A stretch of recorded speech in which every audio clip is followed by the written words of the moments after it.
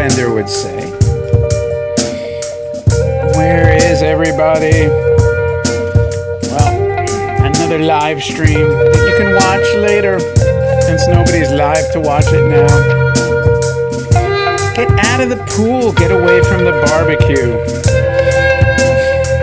There's more important things, like me rambling on like a nut job.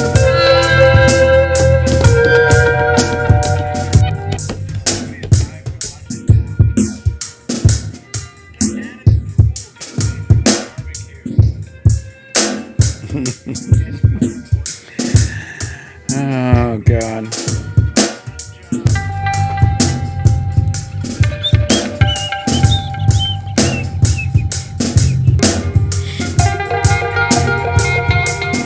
Wow, it's been, I think this is the 4th week since my last live stream, and I still haven't figured out how to stream on Rumble, even with StreamYard. They ask for too much information.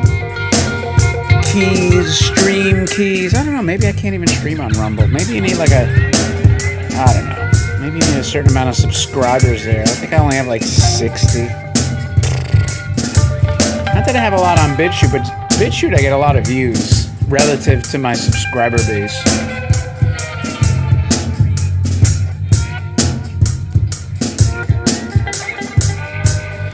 Anyone that's out there, chat something so I know you're there. I'm probably competing with all kinds of people out there today.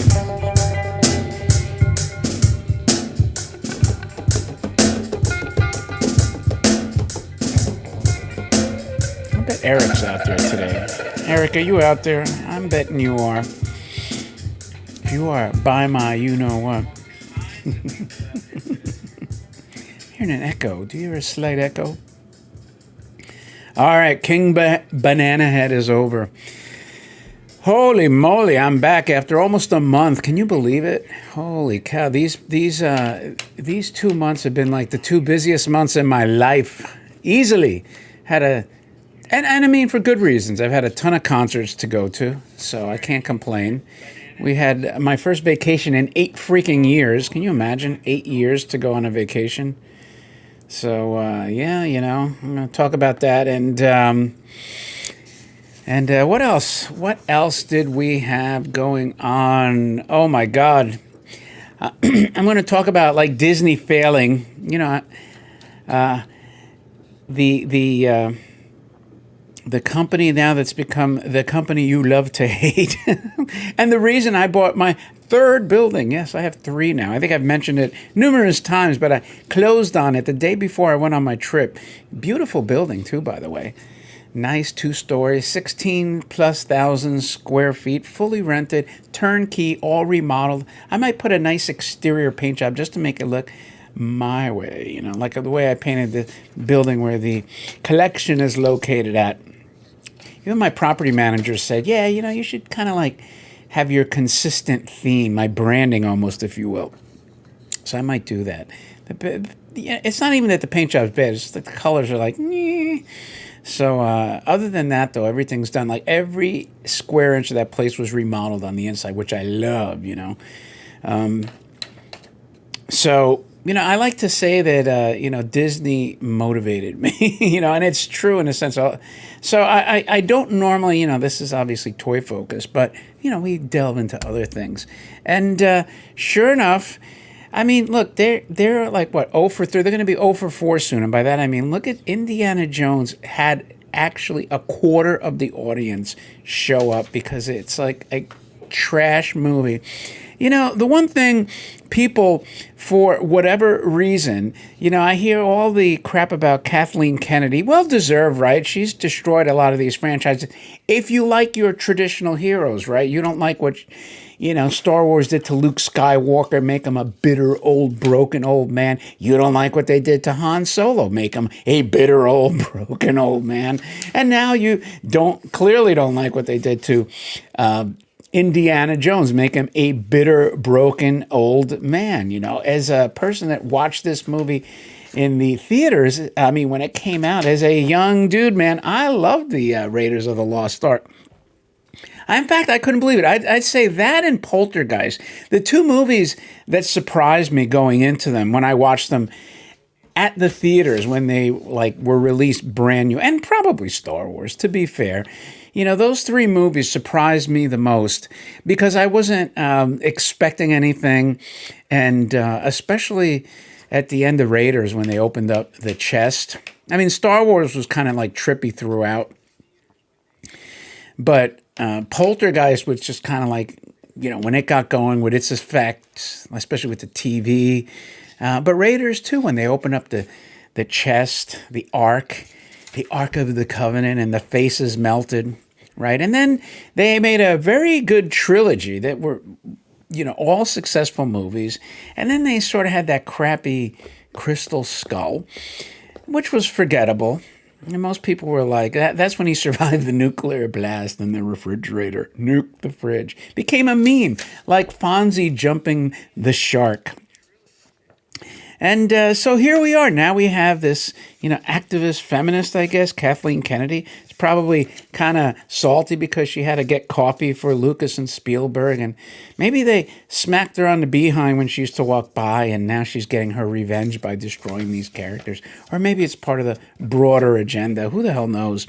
But what we do know is that between the race bending, right, which they did with Little Mermaid, people are rejecting it. Now, you could look at, and it's not like they're rejecting new characters, because Miles Morales is up to $600 million or close to it. Let's see, Spider-Man, $607 million.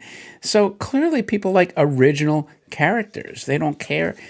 But when you start race bending, gender bending, sexuality bending, people don't like that, because the traditional audience wants their heroes left alone. Apparently, Disney hasn't gotten the message. So they have 3 losers in a row, soon to be 4th, I'm sure. They had Little Mermaid, which will probably lose $200 million. They have, God knows what this will probably lose another $200-300 million. Elemental, which God only knows what that'll lose. And probably that Marvel's movie coming up, which, 3 failed comic book heroines, and then they're making a movie. If you can't sell a comic book, what makes you think you're going to put people in seats? But anyway, the point being, right, for me as an investor, the problem is I don't trust now investing in these companies if their motives aren't profit and return. I'm not giving them my money via investment companies.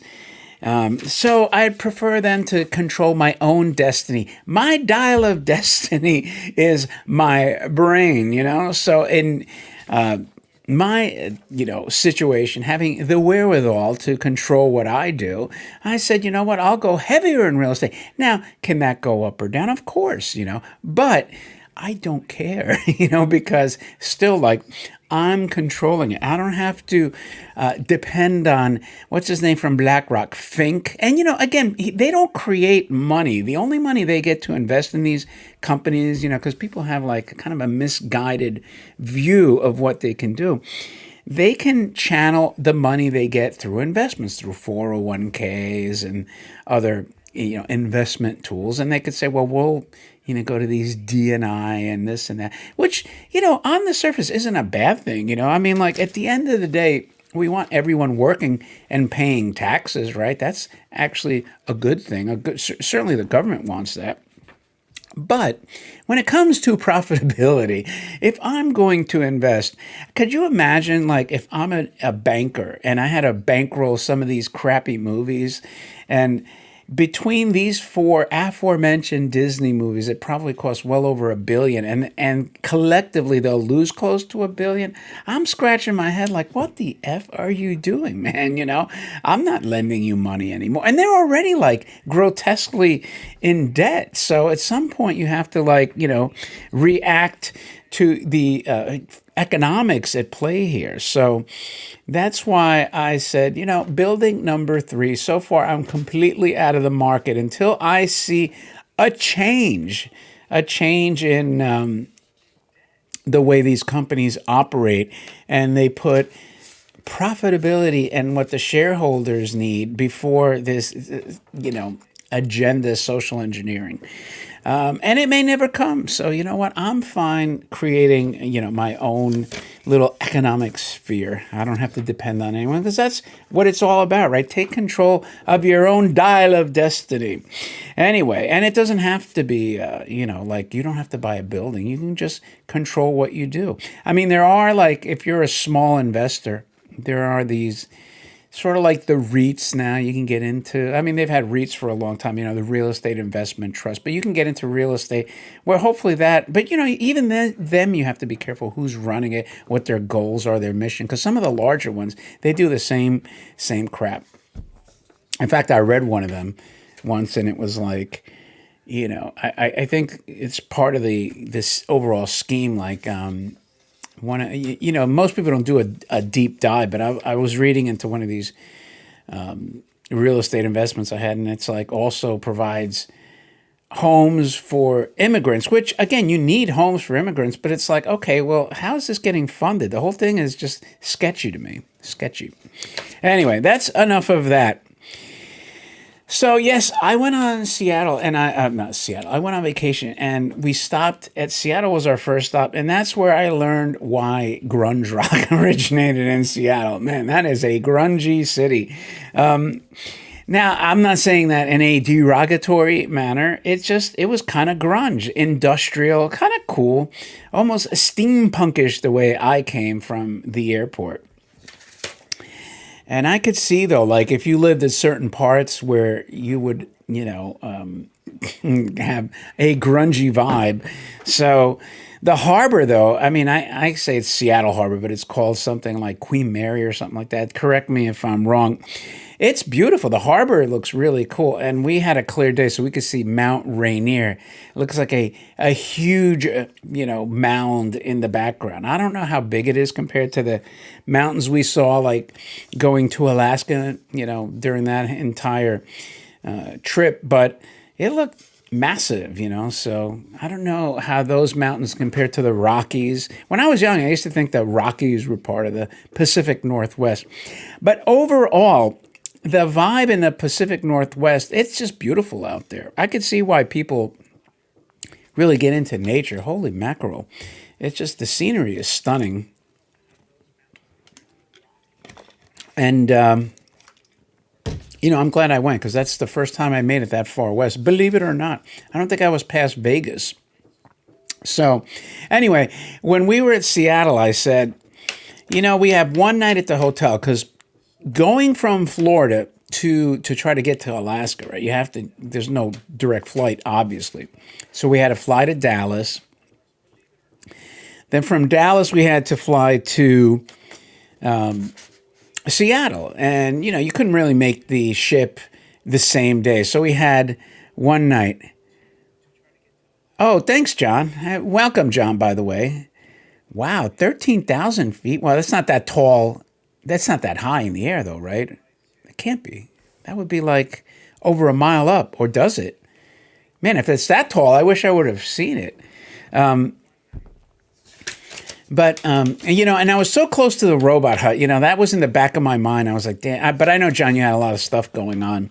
So, I said another time, but so we flew and we had one day and, you're in Seattle, it's kind of grungy and you're like, and by the way, look at this. This is the Seattle, I'm going to expand this. Dun, dun, dun, dun, dun, dun, dun. Look at that. Established 1962.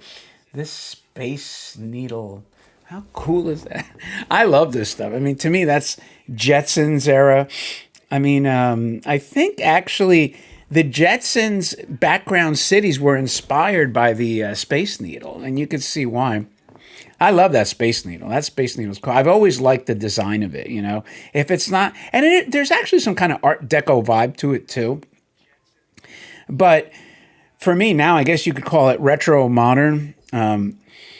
It's just like has everything, everything that somebody like me would like in design, the futuristic. Obviously, I think they used it in Men in Black. Didn't that turn into a flying saucer at the time and it flew away? It's really cool.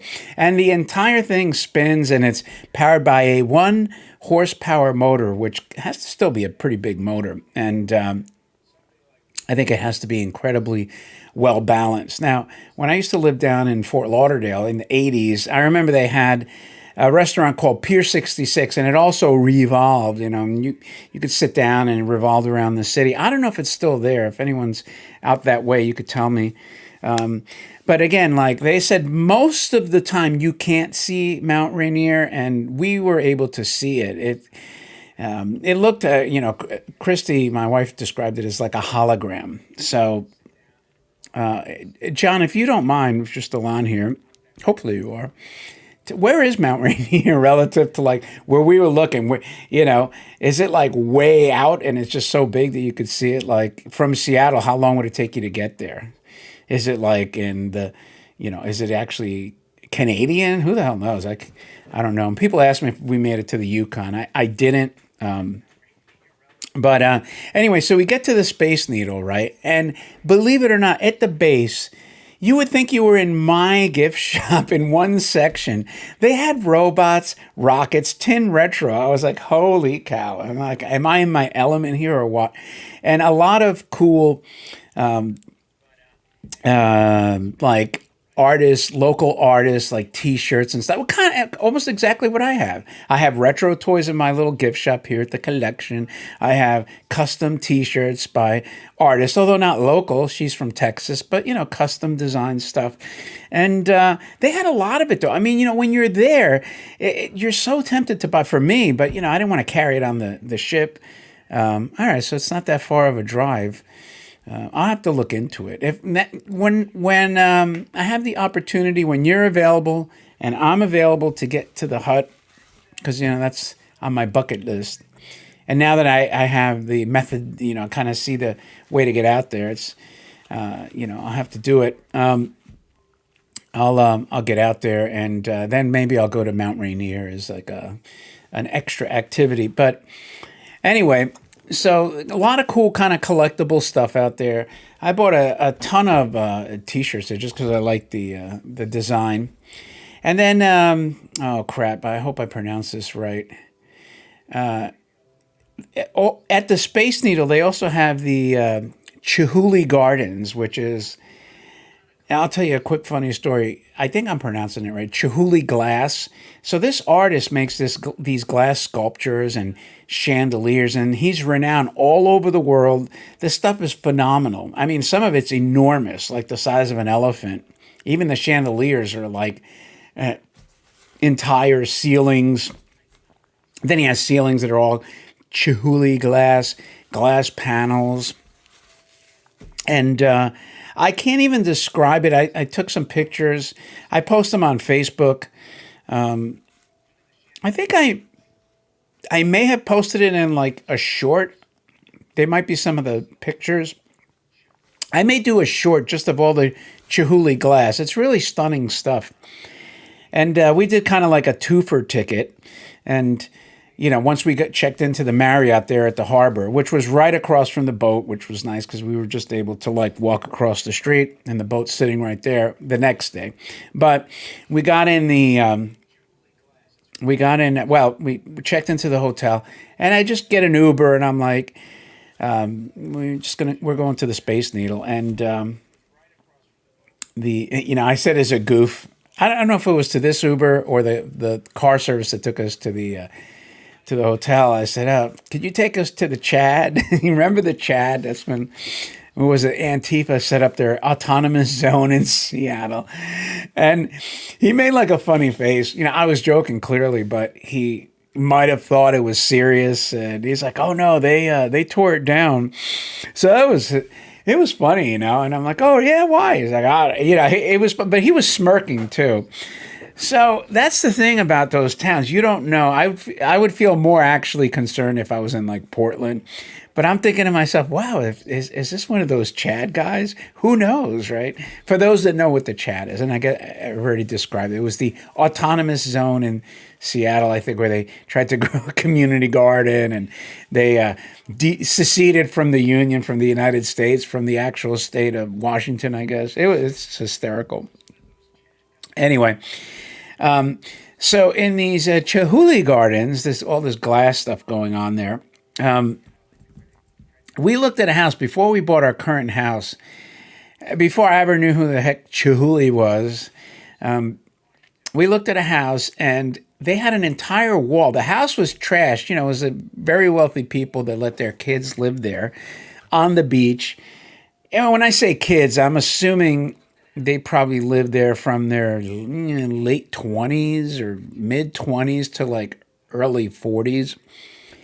And as you could imagine, you know, having a nice house on the water, they turned it into a party house, and everything was wrecked. But one wall had these big glass sculptures on it, and I think so, you know, the selling agent said, "Well, this is Chihuly." This is long before I knew what the hell this stuff was. They said this wall is Chihuly glass, and they imported this from not imported it, but they got it out of a hotel that was just, you know, demolished in Las Vegas.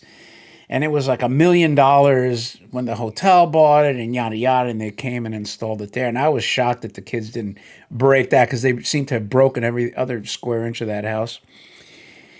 And I'm like, well, you know, that's nice, but I would rather say, well, just take it away. I'm not going to pay for it. You know, I don't care what you think it's worth. But in retrospect, I mean, the house needed a ton of stuff anyway, so I wouldn't have made an offer. It took 2 years to remodel. I said that to my wife. I said, you watch, they'll be working on that house for 2 years. And sure enough, almost to the day, it took 2 years. And so they eventually sold it, but now I have a newfound appreciation for Chihuly glass, and maybe I'm going to tie all those pictures together on iMovie, which unfortunately crops a lot of stuff, and you know, but you can still see how cool this stuff is. And anyway, so once that was done, the next morning we got on our ship, and we embarked on our journey. Now remember, this is if you're bored with this stuff, I'll do the unboxing at the end, maybe a little, you know, I don't know how long I can go with this, but so when we got on the ship, there's a lot of security, by the way. I guess they don't trust people anymore. We get on the ship. Once we get our cabin was nice. This is Oceania. It's one of the nicer cruise lines. Probably one of the top two, really, in all honesty. The ship was small. It was only, well, relatively speaking, 600 feet. Now, if you compare it to some of those shorts I made, these ginormous ships that are like 2,000 square feet. And we wanted something more mellow, more like high-end. And quite frankly, we didn't want a bunch of like babies running around, like the water slides. Because some of these ships now, they have like a complete, like theme parks on the ship. So we weren't looking for a Disney cruise, you know. We were kind of like mellow adult stuff, more adult-oriented entertainment. You know, like, I don't gamble, but they had casinos, you know, the piano bar, that kind of stuff. And that's what it was. It felt like you were going to a country club almost on this ship. Old paneling. I think they said they had $5 million worth of art littered, and it looked like it, you know, really high-end finishes, woodworking, stonework, that stuff. So it was a nice ship. And the first night at the bar, it was funny. They had they arranged like beers and they had put Bud Light in the front, and people, and I'll tell you why this happened, but you know, one woman in particular was like, "Why the hell do you have that can out in the front?" And so that nobody ordered the Bud Light. Nobody. Now, and I'll say this for context too. We're members of a club just up the street from our house. Huge club, huge. In fact, the people that own it, they own 4 clubs. Big, very wealthy family, probably billionaires. I mean, the club alone on the ocean's got to be worth $1 billion now, just from the real estate alone. And the waitress had told us, this is before we went on our trip, she said they're actually going to discontinue carrying Bud Light because nobody's buying it and they're not even going to stock it anymore. And that's a huge account. And they own like 2 clubs on the ocean plus 2 other restaurants. So when they say they lost 25% of sales, I wouldn't be shocked if it's double that. I wouldn't be shocked if it's 50. You know, and this is not a commentary whether they should or not. I'm just telling you the facts. Same on this ship. People did not want to order it for whatever reasons. But one thing we noticed, because all of a sudden I noticed people like wearing similar colors. Maybe it was maroon, maybe it was purple, yada yada. And before we left, we had these weird offers like, thanks, John. Well, thank you for explaining about Mount Rainier, and have a happy 4th of July, by the way. And yeah, you can check out the end of the live stream. So, and then yeah, I'll have 2 unboxings at the end. But thank you, and have a happy 4th to you and the family. So when we noticed all these people wearing all these different colors, similar colors in groups though, right? We're like, what the hell? And before we went, the cruise line kept sending us emails like, do you want to cancel? And they were making us offer, like you could have 1,000, 2,000, you know. Then they said, you know, if you cancel this trip, we'll give you a Mediterranean cruise and an owner's suite for 12 days. I was like, wow, that's pretty freaking good, you know, with airfare. I said to my wife, she's like, I'm not canceling. I bought all my clothes. I said, all right, calm down. We won't cancel. And at the very end, they offered us to, if we canceled, they'd give us like $10,000 extra. So I'm like, what's going on? Well, it turned out that there was a huge group of SEC alumni, that is the Southeast Conference. So it's like schools like the Texas Aggies, the Arkansas Razorbacks, the Mississippi something or others, and the Georgia something or others. So I can tell you the SEC, and they had hundreds of these people, which, you know, quite honestly, if I would have known, I would have been a little, not that I had any problems with them, but, you know, in all honesty, when you go to something like this, you like to mingle. And the problem is when there's hundreds of these people, they just mingle with each other. And so it's almost like a clique, and it's kind of like lame, if you know what I mean. But whatever. It is what it is. And, you know, I'll say this because this is the main thing. The weather was so friggin' awesome that I wouldn't have, you know, changed for the world, because most people that go to Alaska say it rains every day, it's cold. Well, we had sunny every day. It was an anomaly, an outlier. Everywhere we went, the 3 towns, so we can't believe it. We've had rain every time. These, you know, ships pull in. So we were blessed with great weather.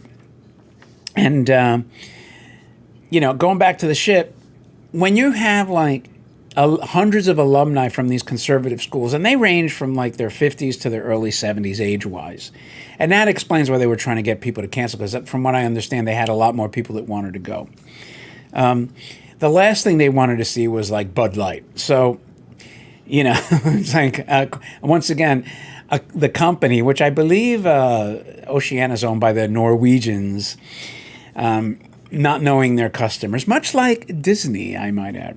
So it was also like the tail end of Pride. They had some kind of Pride sign in the bar, and people were like rolling their eyes, and they just kind of didn't want to see it. So, but that was it, just the one day, and it was gone. That's it. After that, it was like no Bud Light ever seen again.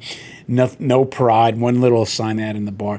And again, I don't care. I don't care what people do, and their lives are their business. I'm just telling you, like, my experience on the boat.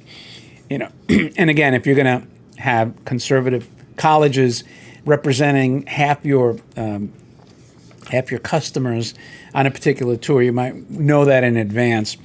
But anyway, the 3 towns, because I want to kind of get off this topic.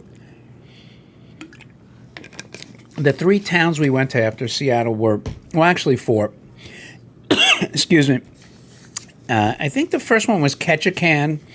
Then we went to Juneau, which is the capital, and then Juneau, on the side of the mountain they pointed to, there's the governor's mansion. And it looked kind of like a regular house. And it was weird. I was thinking, well, because the only governor I know of Alaska is Sarah Palin, the only one of note that I remember.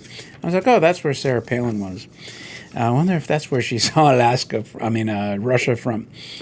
And then we went to this cool, smaller town called Sitka, which was really cool. That's the one my wife liked the best. So those are the 3 towns. Now, they all look like Western towns. The facade almost looked like a Hollywood set.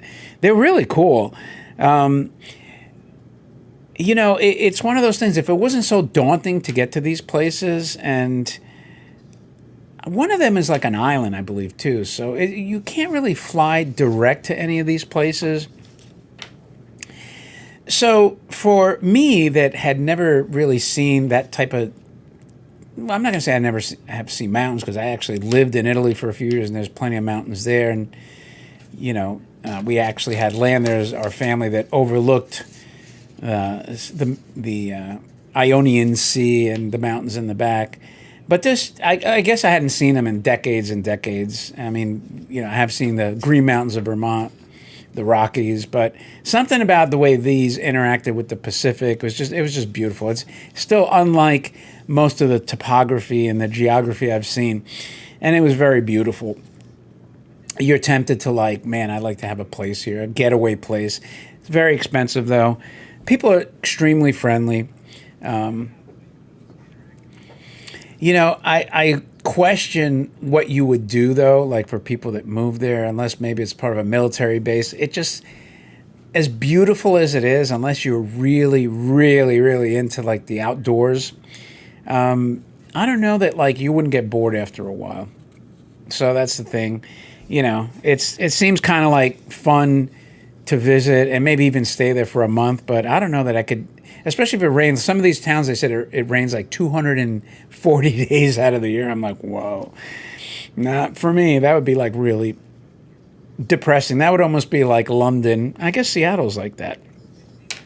And then at the end, we stopped off at Vancouver, and we had a weird feminist horse trolley ride, and she was just kind of bizarre because she took us on this tour that was just, I don't know, it was just the seedier part of the city. And then she was like, and this was the first woman that, I don't know, did something or wore pants. We're like, who cares? She's showing us low rent house. It was bizarre.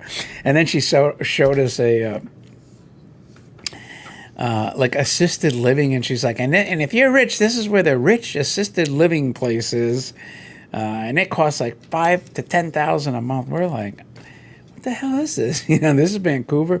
So I asked her, I said, look, where does the people go? And we went toward their harbor, and it's actually a very pretty town. And again, it was the kind of the end of Pride Month. The only place that had any Pride thing there was the Empress, I think it was called the Empress Hotel. Had some Pride flags going in. That was it.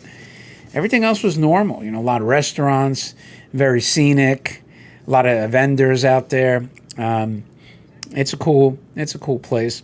And the reason I bring that up is not, again, because I care. It's just that it seems that the media overblows it.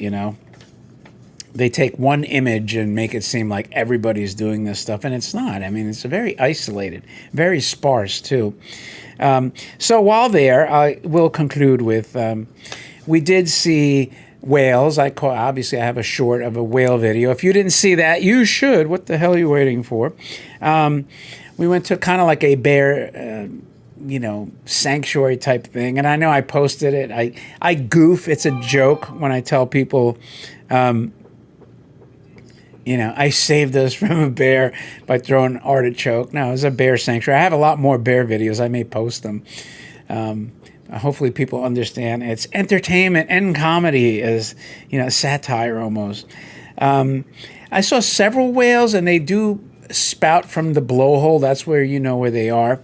And I caught a picture of one of the bodies, and I was joking because the tour guide in the boat was like, look over there, and it's the whale is completely on the other side.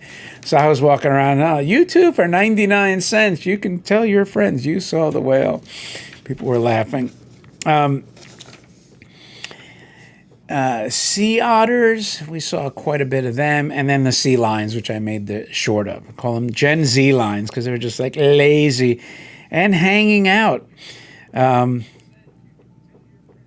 So I would say that, and that was really my first real cruise. I've done day cruises, in South Florida. We used to do day cruises to the Bahamas. Back then, you can get.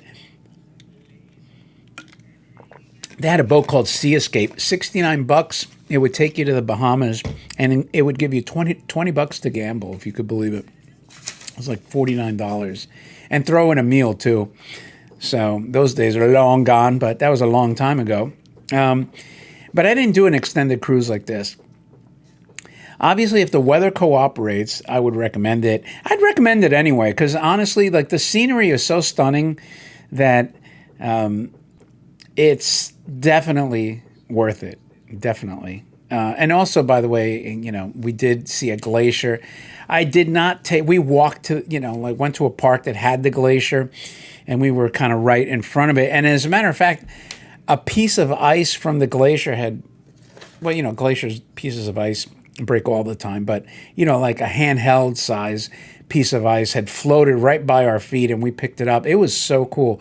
The pattern in it was like a bunch of circles and like marbles almost, and then just weird waves.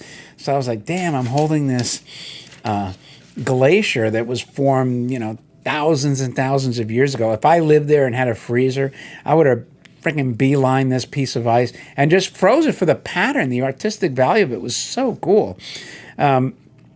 And it's also very blue in color, and it has such an effect on the ground that it kind of grinds the land to like a fine silt, almost powdery, like a flowery feel, which is kind of a grayish color. The whole thing was cool. I didn't feel like taking a helicopter. There were helicopters that would take you on top. I'm just, I hear so many horror stories, like, say, Kobe, for instance. I'm like, I'm not going to risk it just to step on top of the glacier for 2 seconds. And then they also had, like, the seaplanes that would fly you over. And I'm like, well, I don't want to fly over it either, because I'll just walk right, 20 yards from it is fine with me. I can see it with my own eyes. But the glacier was cool. It's, like I said, very nice iridescent and blue reflections off it. And of course, they give you the crying song and a dance. Oh, the glacier's melted. But then you read it and it's like, this glacier's been melting for 200 years. I'm like, okay. So it's part of the normal process, the climate cycle of the planet. And so nothing there. And I read, I think not too long ago, that the ice in the Arctic had actually increased dramatically. Antarctic ice, I think. I mean, it expanded by like a crazy amount. So who the hell knows what's really going on? Anyway, so that was the trip, long overdue, and I'm glad we got to to get that done. And then we came back and had a roll to Peter Frampton only 2 days after. Well, I actually had journalist at the collection, and they're going to do a pretty big story that's going to be featured on the cover. I think yours truly will be on the cover of Antique Toy World in September, and so you might want to make sure you get that issue, the greatest issue that I'll ever publish in the history of that publication, if I do say so myself. And so that was like the day after we got there, which was kind of, it's been a brutal schedule. And that was hours. I think it was 3 hours to go through interviews and all that stuff. Then 2 days after that, we had Peter Frampton. I think I was fourth row for that. And had the roadie take my camera back, because they were giving out pics and all these cycles were running. This is before he went on stage. They were just like crashing the stage. And thank you, Knights of Old. It's good to be back. Everyone's asking for pics. I'm just taking pictures of the instruments because my son's a musician, and I'm like, he'll want to see pictures of this. So the roadie's like, oh, you want pictures of his guitars? I'm like, hell yeah, he's a guitarist. That's why I always open with King Banana Head. And so he took my phone, the Peter Frampton roadie, and he took it backstage, and he shot a picture of the case holding, opened up with all of Peter Frampton's guitars, which was very cool. And then, of course, what did everyone do? Starts handing their phone. Can you take my phone back there? Can you take my phone back there? And he's like, nah, I'm not going to do that. So you got to be clever, I wasn't asking for the pic. So the one thing about Peter Frampton, I did not realize he has a debilitating muscle degenerative disease. So he actually quit touring in 2019. And I guess he's recouped. Not that this is a disease that has a cure, but I guess he felt healthy enough where he can perform. So he decided to do, this is called the Never Say Never Tour 2023. And he comes out walking with a cane very slowly, and he sits down. And I think out of sheer respect, all the band members sit down as well. So the other guitarists, the keyboarder is usually sitting down. I think the bass player also, and then the drummer sitting down. So, it gives it a consistent feel. But he was excellent. Now, the videos, because of the strike I got on YouTube after over a year of my Don Felder videos, I said, screw it. I'm never going to put music on YouTube again. So if you like those, there's a link on BitChute. Go to my BitChute channel. You could subscribe there if you want. And that's where I will exclusively put my music. And the reason I do it there exclusively is because I get the views there. I don't get the same views on Odyssey. I don't get the same views on Rumble. So they get to profit, So I'll post any of that stuff there. I even post the comedian that was on the ship. Because the ship did have live entertainment virtually every night. They had a comedian twice, a magician twice. Had kind of like those old-style cabaret shows. I mean, I used to think they were corny, but they weren't bad. It was actually entertaining. I'm probably missing some stuff. So that was Peter Frampton. By the way, July 1st here in Florida, it became legal to conceal carry. My wife reminded me about that. She's like, did you forget what July 1st was? I was like, no, what's that? Because that's the day you can conceal carry legally now. I said, oh, well, what do you know? And, what's funny is I have my old license here, my old concealed carry here that expired in 1997, 26 years ago. So I guess now I don't have to worry about it being expired. I could have taken, the tests all over again, gotten through the class, but I had a feeling they were going to do it constitutionally, which they did now. So you know what? Now I can just conceal carry, which is a good thing, Anyway, I think that kind of wraps it up for the vacation and stuff like that. I do have a couple of cool toys I'm going to unbox. And then we'll look at some, a couple of, maybe I'll do the toys now. We'll see if there's some bargains here. And then I'll conclude with the unboxing because I'd rather do it this way. I usually go through like 10 pages. By the way, I did win the sticks for those that are clankers that'll watch this now or later. The Sticks Man, the 3D printed Sticks Man. And I thought, I mentioned on his live stream that I was going to have it, but I think the guy shipped it. I didn't get it yet, but I'll have it back there somewhere. Probably next to the Nuka-Cola, which I've said this before, but this lights up. This is from Fallout.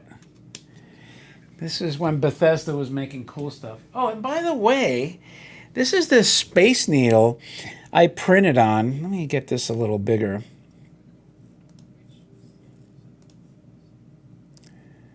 So this came from the Mold-O-Matic machine. There's Mold-O-Matics and Mold-O-Ramas. Now, this isn't 3D printed. This is, remember those, I don't know if you remember because I don't know the age of people watching, but those machines that inject, the plastic, kind of a waxy plastic, and they have a dye that just makes these, you could smell it. Well, let me keep this out. You could, you see, because I just want to tell you I was so concerned about not breaking this tip off. You can see the tip right there. I packed this thing in a shoe.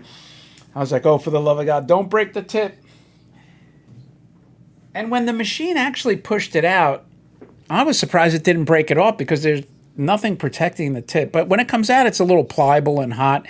So I was really interested in putting a Mold-O-Rama or Mold-O-Matic. Disney used to have tons of these.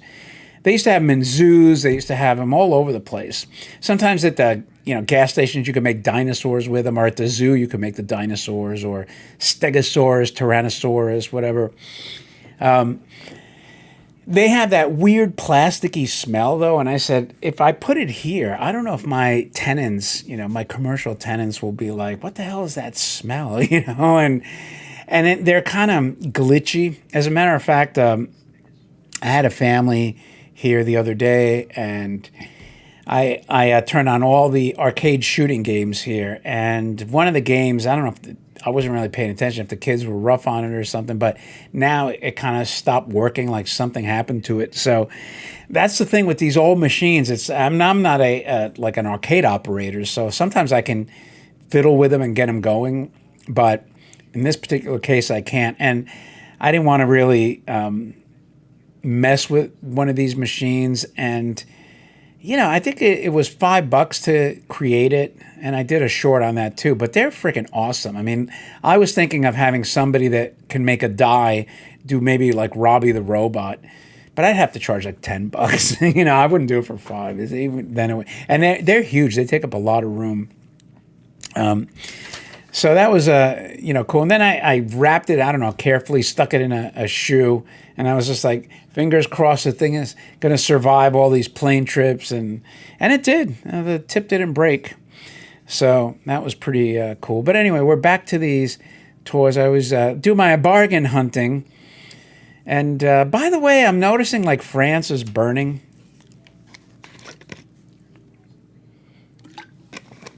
I see I go to Twitter, I see,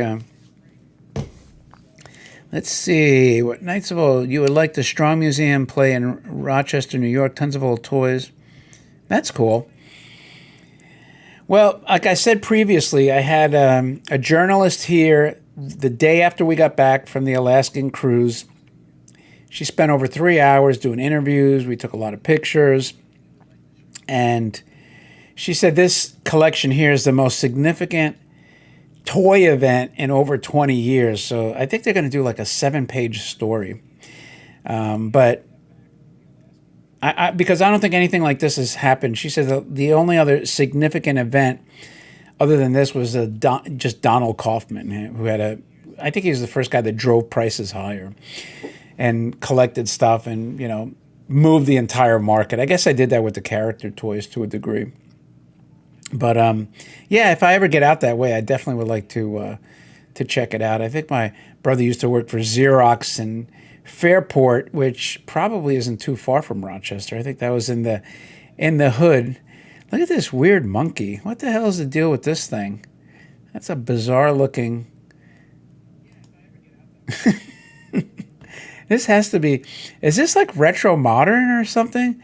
They didn't take the symbol monkey and redo it, did they? Maybe they did. Wait, this has to be retro. How creepy is that? That's pretty cool, though. Arcane Powders. Good for them. I like creativity like that. You could probably do a lot of, I've said that with the bartenders, man. Get these old bartender toys. You can make a lot of cool stuff with them. And so far, no bargains at all.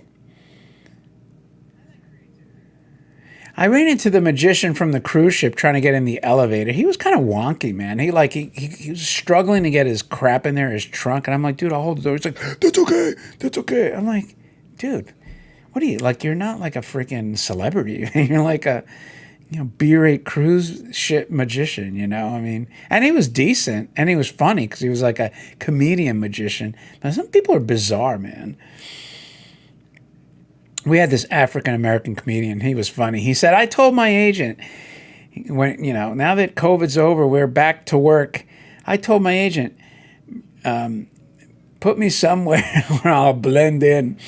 He goes, and I come here. He goes, well, at least I met the other 2 black people on the ship. He was funny. Daryl Joyce. And again, I put one video of him. I'll put some more on BitChute. I don't want to take a chance. I'd like to promote him. I actually took his card. I said, look, I'm a corporate sponsor of the local concert hall here. It'd be funny if we can get you to come there and, do comedy there. And he said, I'm booked till 2025. I was like, damn. But he was approachable. He actually went into the piano lounge. We had in the piano lounges. I'm scrolling through these, and I am looking. I'm professionally trained to eyeball all these things that I'm scrolling through. We had a piano player that it was just so funny. Like everyone, he'd say, "Do you have any requests?" And everyone's like, "Billy Joel, Piano Man." And he would get mad and he'd say, "I'm not playing that goddamn song again." He's like, "I'm sick of everyone asking for it." But I don't know if he was being serious or funny. One guy came and gave him $5 in his cup, and he took it and threw it out. He's like, $5? He's like, "What the hell do you think I am, a singing monkey?" Because he would sing and play the, and he threw it on the floor. I was like, okay. He was cracking me up, though. I'd say, "Play Queen." He's like, "Queen? What the hell do you want to hear Queen?" I say, "Play Don't Stop Me Now." He's like, "Don't Stop Me Now." And he's like, and he starts mouthing, "Don't stop me now." He goes, "This is a piano bar." I said, "Well, you're bitching about everything else." So I think that was part of his act, though. He was probably he was funnier than the comedian magician, to be clear. Anyway, let me put in 10 before I get off of this. How many pages have I scrolled through? I usually do 10. I'm way past. Let me go to 15. 15. A lot of Meccano stuff here. All right, let's go 10 because this is just too much other crap. And I'm kind of a 10 guy.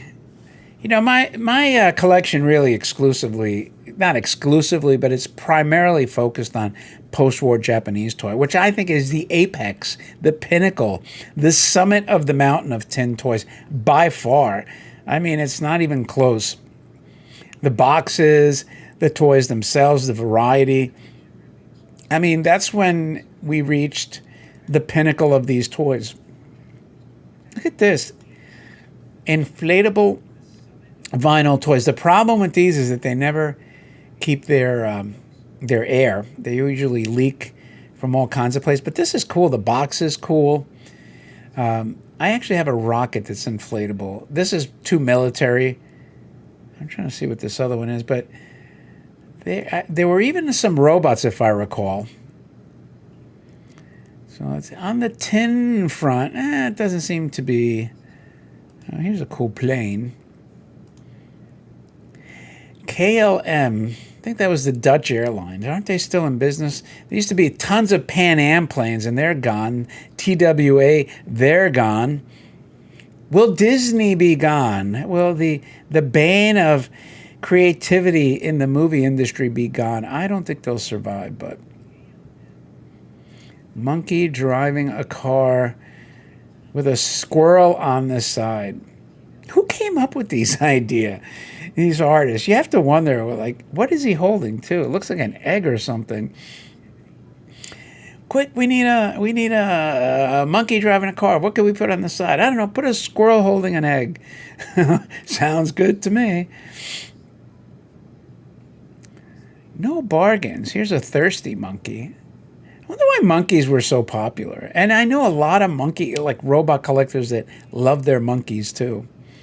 I don't mean like spanking their monkey. I mean they just love their monkey toys.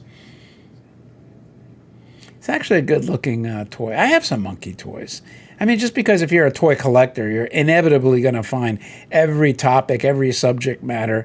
It's impossible not to, But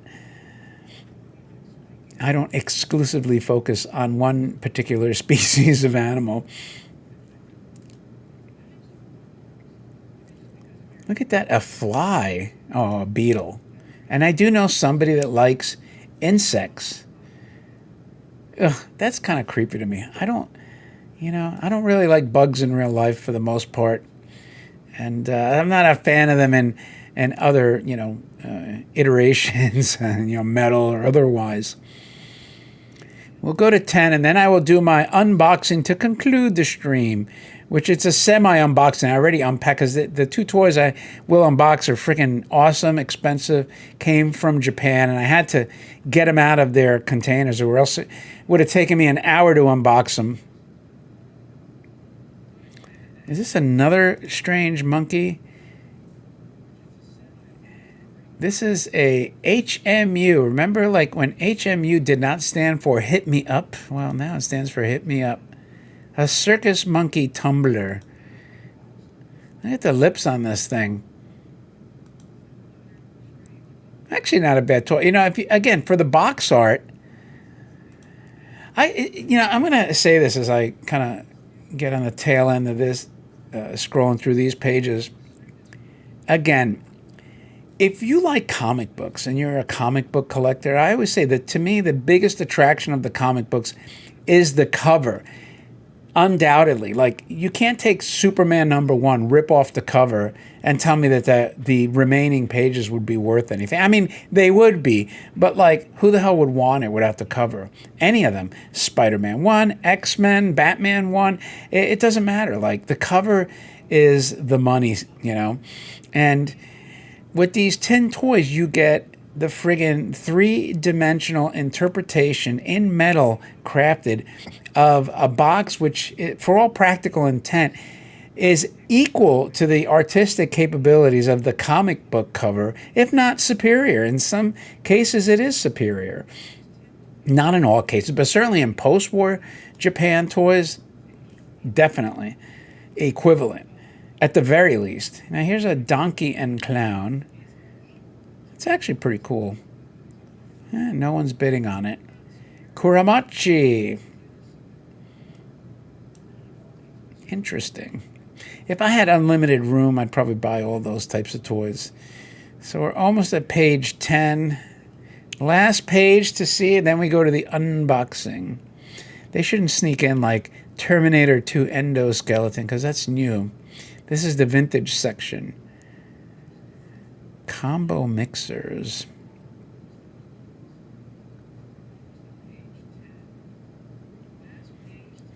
A weightlifting monkey. So, one of the things I like about cruising the eBay is there have been cases where this is a reproduction that was made by a well-known Chinese person, Tin Tom Toys, who, when he first made these reproductions, this is like a bit of knowledge for those that haven't heard this story before, he, for some reason, branded this in Japan, even though it was made in China.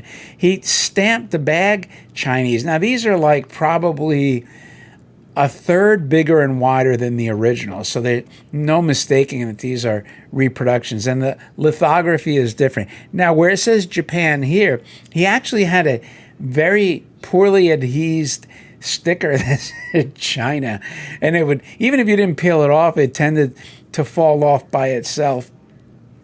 And back here, it's missing the lithography, the details that the original had, like dials and a couple of other lithograph details. So not only is it bigger, it's, you know, the lithography is different, but it's fooled a lot of people into thinking that it's really a vintage Japanese toy. Now, was it ethical? No. And this price is absurd, $152. I mean, these things are worth like 30, 40 bucks. Now, having said that, my point is that there you get the inverse happens sometimes. Because of these fakes, people have put real ones worth thousands of dollars and they think it's a fake. So there's been several instances I know of collectors buying original ones for like, you know, $50, $60 because the person thought they were fake. So that's why it's worth to, you know, do your homework and be educated if you're into this type of stuff. All right. That is the end of bargain hunting. Today, there was no bargains, unfortunately. But that's, you know, usually the case. Sometimes it takes years. Now, one live stream I did, I bought that very cool ray gun that had its original box that was exceptionally rare, and it was like a $55 purchase. So that was an unusual event. But, you know, I look a lot, so the law of averages, statistically, it's bound to happen. All right, the unboxing. So these actually came in these rubber tubs. Got number 1 and number 2. After this, I will probably make a video of these, a traditional video. So you are getting the preview of these. And you know what? It's actually related to the video that posted today.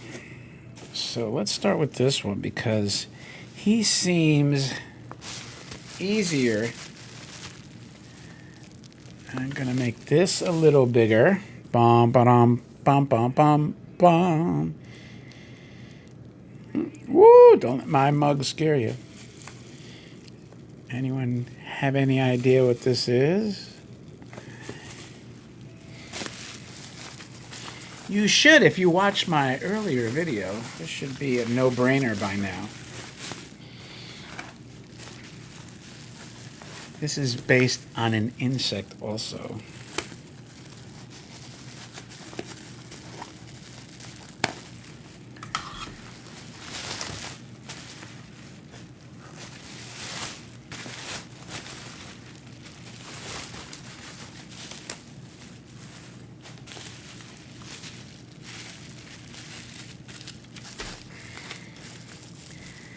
Ooh.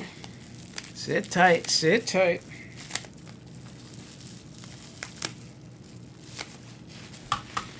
Imagine if you had to sit through the unwrapping from the boxes from Japan. I believe this is a Bullmark toy, and from what I think, this completes my Bullmark set.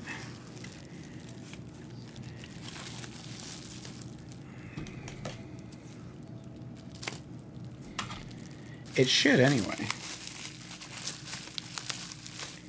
I'm trying to keep the suspense going. Ah, here you go. This is the Bullmark battery-operated Kamen Rider. One of them. This came from Mandarake, Japan. I believe these two toys were over $20,000. Very, very expensive. But you know what? That's what makes this collection unique, because not only are these exceptionally rare, but now if you want to see all the vintage battery Bullmark toys that were made in the 70s, now this is the only place probably on earth that has them. I can't think of another one. Here we go, and it's full of glory. Kamen Rider, the Grasshopper. I can't even remember. He's got Grasshopper powers, and here's his battery doors. And I'm assuming these eyes light up, hopefully. I love these insectoid eyes. And he rides this cool motorcycle. Let's stick him over here. Hopefully I won't knock him over.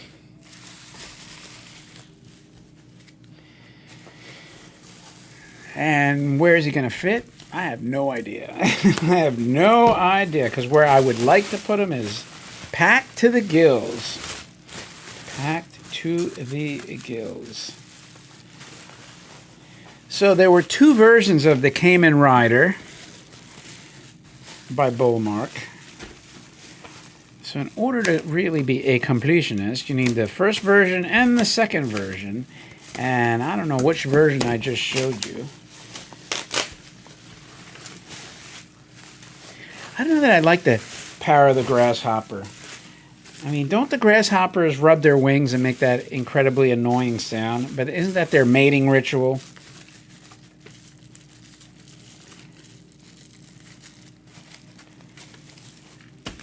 So if you got like the powers of a grasshopper, do you get to rub some things for your mating call? Can you imagine? Can you imagine luring the opposite sex by rubbing some strange appendage?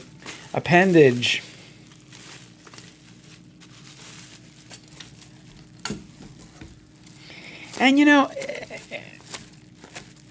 as I researched the toys, because I wasn't huge into the characters, but as I researched who they are, what they're... One line down the arm is Kamen Rider number 1. 2 is 2. Really? I have to look. Because here's the other version. And they're both in the box. I have to say, Mandarake does a good job of packing. I think I've become their biggest customer, though, so maybe they're a little more liberal in their packaging with other people. All right, so here is the other one. Let's hold them side by side. So basically, black and blue. One line down the arm is Kamen Rider number 1. One line down the arm. Oh, I see. One line down the arm is 1. 2 is 2. Okay, so this is number 2 with 2 lines down the arm. And this is number 1. So this is the first one in blue. Bright blue, deep blue, primary blue. So here's your 2 Kamen Riders. Yeah, I read the story that he broke his leg. They were going to replace him. It's pretty cool, though. So, not bad, huh? Where the hell else are you going to see 2 Kamen Riders? Bum, bum, bum, bum, bum, bum, bum. Let's see. There we go. Get them both on frame. There we go. So, I'm trying to... Hello there, I'm Kamen number 2, and I'm Kamen 1, and we have the power of Grasshopper. There's their wings. I guess this is what they rub to attract the females. Now, do they rub these wings to court a normal female, or do they have to find like a female grasshopper girl? Ah, grasshopper. Let's put this here. I'm going to move the Space Needle so I don't break it.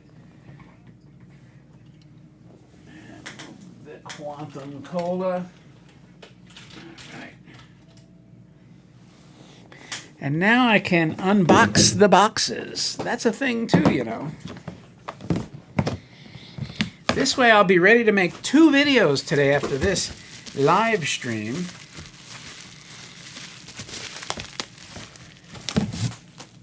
You know, I'm going to have to figure out how to like stream consistently and then build the audience. I'm gonna have to do giveaways or something until I can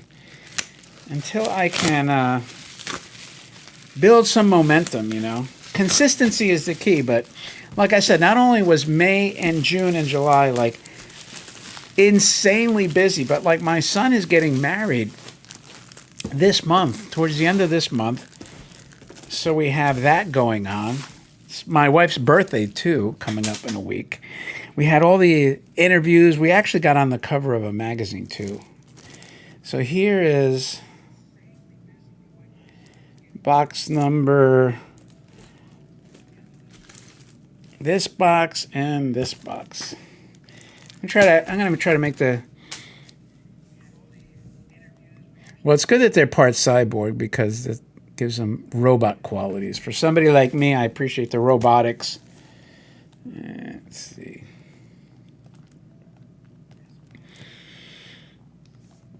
Dun, dun, dun, dun.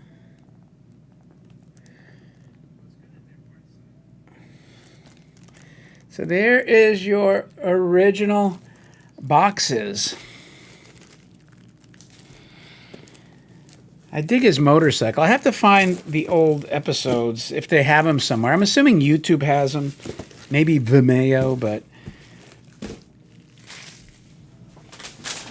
I actually had a collector buddy say, what, the boxes? I had a collector friend ask me, like, you know, I'm going to go after this, but then he found something else to go after, and that kind of freed me up to get both of them. And you know, I did want to finish the Bullmark collection. I didn't want to, you know, honestly, I don't want to have something like this pass me by. I have all the other Bullmark Ultraman and stuff like that, and I'm like, yeah, how long? It's going to take me forever. If I lose out on these guys, when are these going to be available together? You know what I mean? So I was happy to, you know, have the opportunity. Once he said that he was going for something else, I was like, oh, good. Now I don't have to worry about pissing him off. You know. Put the box boxes here. So I'm hoping that they work. You know what? I'll put the box on this side. There we go. Now you can kind of see them all. And I'll film them later today, put the batteries in there, and brush up on my lore. You know, and I think tomorrow, actually, at Mandarake, there's a few traditional robots and space toys. So I got to get up early. A couple of the traditional, just, I'm not going to say common, but some of the stuff that like isn't this crazy, you know, super expensive. Although when I bid, it seems to get that way. You know, where unfortunately I'm going to have to get up at like 6 in the morning. You know, I'm still, don't ask me why, but it seems that like ever since I got back from that Alaska time, it's been harder to readjust to Eastern time. I tell you honestly,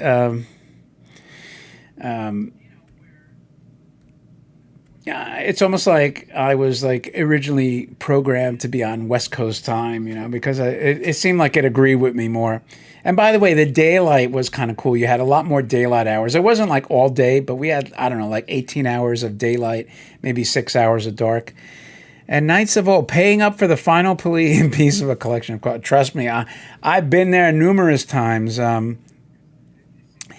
know, it's, for me, you know, as somebody that's charging people to come here, and this is what I said to the journalist that was doing the interview. I said, you know, I want them to get their money's worth when they come in here. I want them to see stuff that they're just not going to see. So, like, not that 3,000 square feet is small, but it's like I didn't want to have hundreds of pieces that they could find on their own or they could see on YouTube, or hundreds of pieces that are just inexpensive that they could buy. I mean, I want them to see things that they like, hundreds of pieces that they would, and I mean hundreds, that they normally can't find anywhere. So to me, it's worth the investment for what I'm doing. You know what I mean? Like having the best of the best, the most complete, you know, both width and depth of collecting, so that if somebody actually comes here that knows what they're seeing, they're like, hey, this is freaking phenomenal.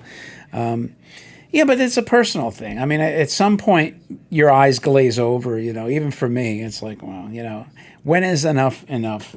So with that said, thanks for everyone that joined me today. And, you know, I know a lot of people will watch this, as usually is the case with me, after. If anyone knows how to freaking stream on Rumble, I would try to use that StreamYard. But like I said, I can't figure it out yet. Zenbu auctions seem to go, yeah. Yeah, it's like Yahoo auctions. Yeah, I think, doesn't Zenbu, you know, don't they also get involved, I think, in Yahoo? But you know what? All it takes is 2 people. That's the other problem. You know, you just need 2 people interested in something. And with the dollar worth less and less, right? Like, you know, what you know, for people that have money, what else do you put your money into? You know, at least these things, whether they go up or down, you could enjoy them. They're just cool. You know, if you invest in some company that loses money because they do some woke stupidity thing, you know, that doesn't feel good. So at least that feels good, man. Looking at those guys, it's like, hey, they're cool. Creepy, but cool. So anyway, my friends, listen, as always, thank you for joining me. Versus China? How's that? Oh, you mean in a bidding sense? No, I don't think so. My daughter-in-law actually will be from China, so... And she speaks a fluent Mandarin, simplified. And maybe I'll use her to eventually create a custom robot, you know, where I can go direct through those factories in Shanghai. That would be cool. You know, get something that like is very cool. But the problem is, I don't want to make 500 items of something and be sitting on cases and cases, because people are kind of apathetic and cheap too, you know, so it has to balance. Anyway, that's it for now, my friends. Thank you again for joining me. It's greatly appreciated. And don't forget, share these videos, spread the word, so, you know, I'll get motivated Yeah, there is. I think Hong Kong supposedly is a big market, but all this stuff is conjecture. We don't know for sure. It's might even be hype by the auction houses themselves, right? Or the auction websites, because we don't know. They say all this stuff, just like certain pieces. Oh, allegedly there was one in Hong Kong, or I do know some stuff that does go to Singapore, and because he has the Mint Museum, which you could see on YouTube, and I have communicated with that gentleman. But other than that, I don't know. Like, unless you have some proof positive, it's all speculative at this point. Anyway, thank you again, everyone. I appreciate it, and I will talk to you later.